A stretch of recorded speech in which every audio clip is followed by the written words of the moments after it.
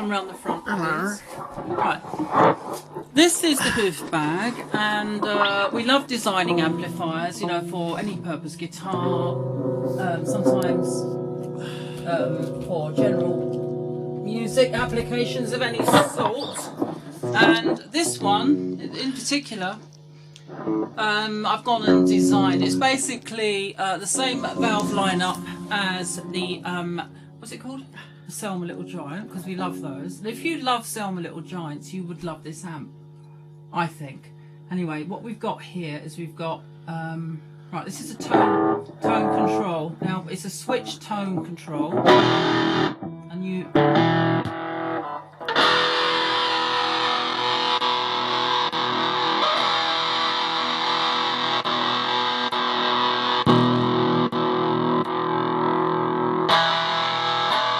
And it's actually what we refer to as an LC network. So on 1, 2 and 3 you've just got a capacitor to reduce the bass on 1 and 2. 3 is like Little Giant setting. It's got a 500 puff capacitor. No, is it 500?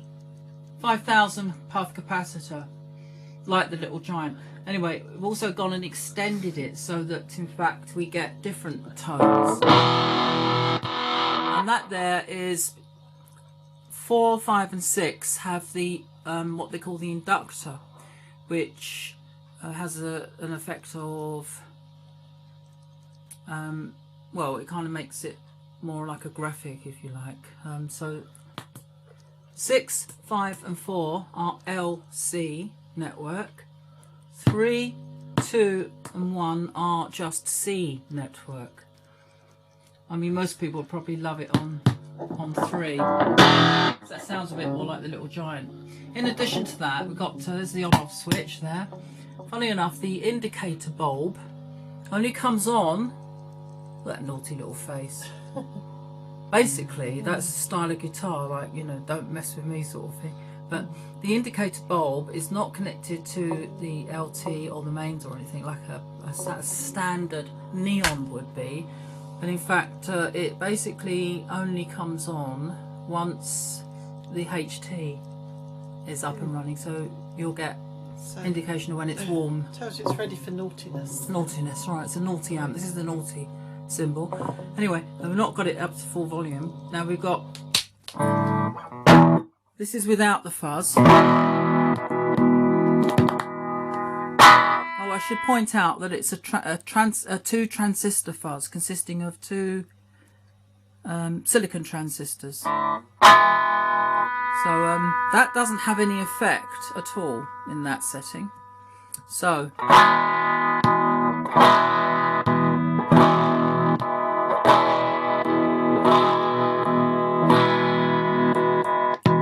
sound different, don't they? They do.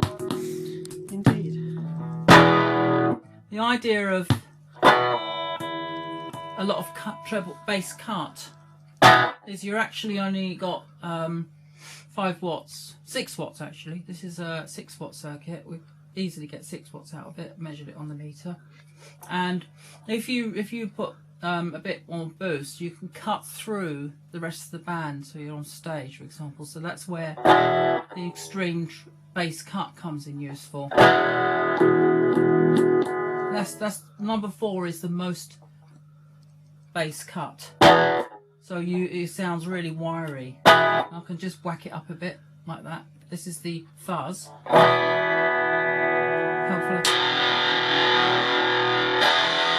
That's really bright, but that comes in useful because if you whack the volume up, and believe me, it is kin loud.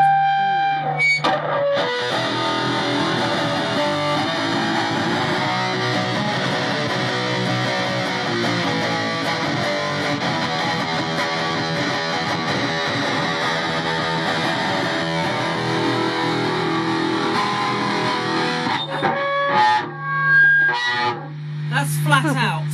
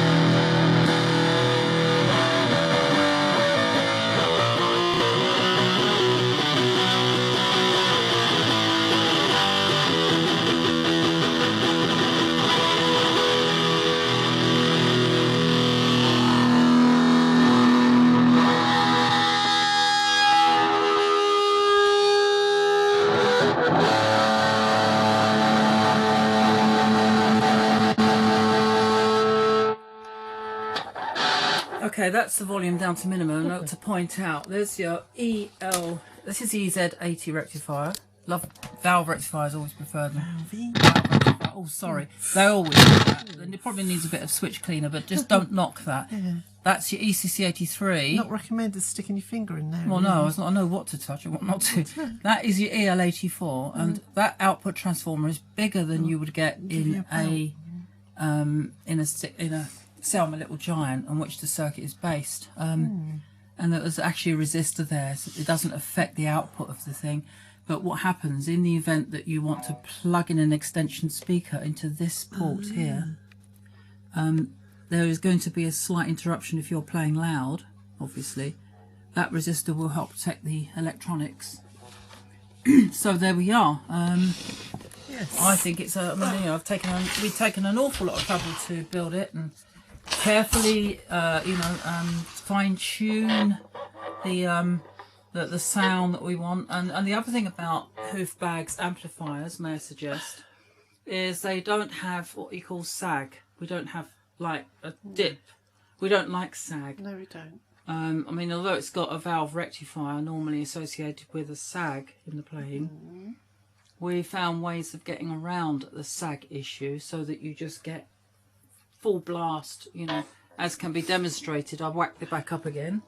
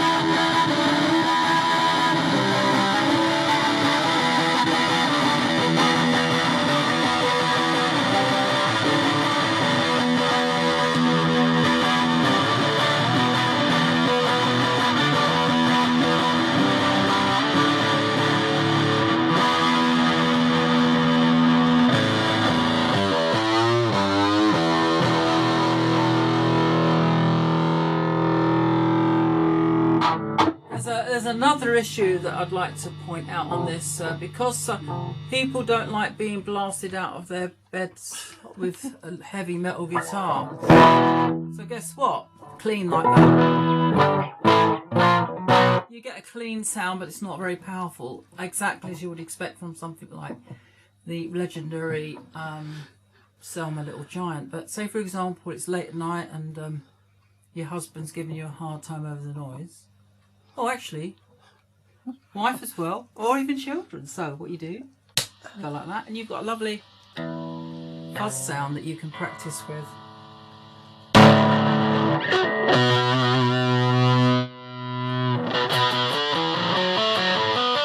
that's not very loud at all.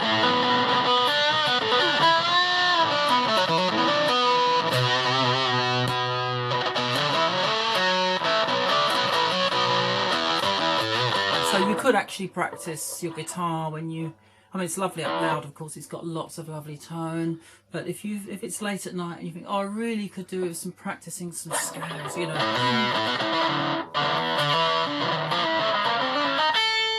Like,